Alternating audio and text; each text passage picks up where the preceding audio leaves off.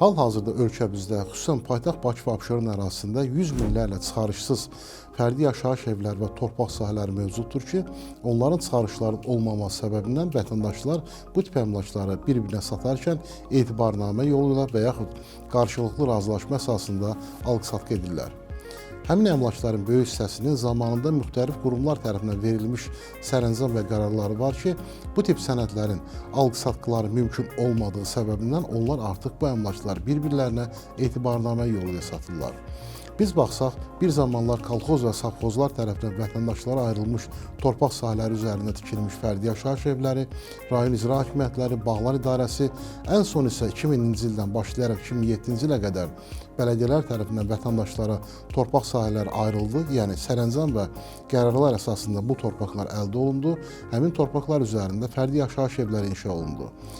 Zamanında verilmiş sənədlərin böyük bir hissəsi çıxarışla təmin olunsa da, lakin geridə böyük bir problemli torpaq sahələri qaldı ki, bu torpaq sahələrinə sənədlərin verilməməsinin əsas səbəblərindən biri onların təyinatlarının digər təyinatlı torpaqlar olması, qadağan olmuş ərazilərdə və mühafizə zolaqlarının pozulmuş formada inşa olmuş fərdi yaşayış evlərinin olması səbəb oldu. Bu əmlaklar satılarkən etibarnamə yolu ilə satılır, lakin nəzərə alınmalıdır ki, hər hansısa bir əmlak etibarnamə yolu ilə əldə olunursa, etibarnamə yalnız müvəqqəti formada həmin etibar edən şəxsin görəcəyi işləri həyata keçirmək üçün verilir. Etibarnamə ilə torpaq satan şəxslərin böyük bir hissəsi artıq həyatda yoxdur. Bu tip əmlaklara bir zamanlar çıxarışlar verilərsə, artıq həmin çıxarışlar sərəncam və qərarlar kimin adına verilibsə, həmin şəxslərin adına rəsmiləşə bilər.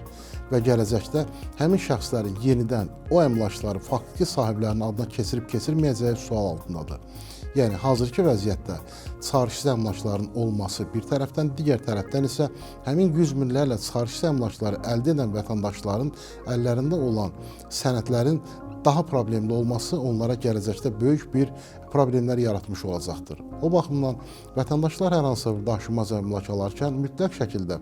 maksimum dərəcədə çıxarışlı əmlaklar almalı. Əgər çıxarışlı əmlak ala bilmirlərsə, bu zaman sənədlərin düzgün formada hazırlanmasına diqqət etməli və maksimum dərəcədə alqı-satqı edərkən hər hansısa bir hüquqşünasın, vəkilin və yaxud ekspertin fikrini öyrənməli, vətəndaşların əgər buna maddi güc çatmırsa və yaxud bu sahədən tam anlayışı yoxdursa, alacağı əmlakın sənədlərini ən yaxın ərazidə yerləşən notarial orqana göstərməklə həmin əmlakın sənədin düzgün olub-olmaması ilə bağlı məlumat əldə edə bilər. Və baxsaq, bugün çıxarışsız daşınmaz əmlaklarda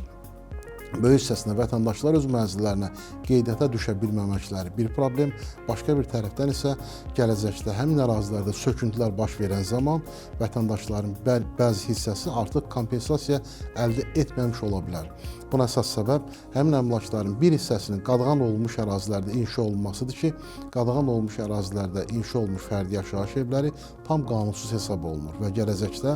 həmin torpaq sahəsinin sahibi, yəni hər hansısa bir dövlət qurumunun bu tip əmlakları sökmə ixtiyarı var ki, vətəndaşlara kompensasiyasının verilməməsi də mümkündür.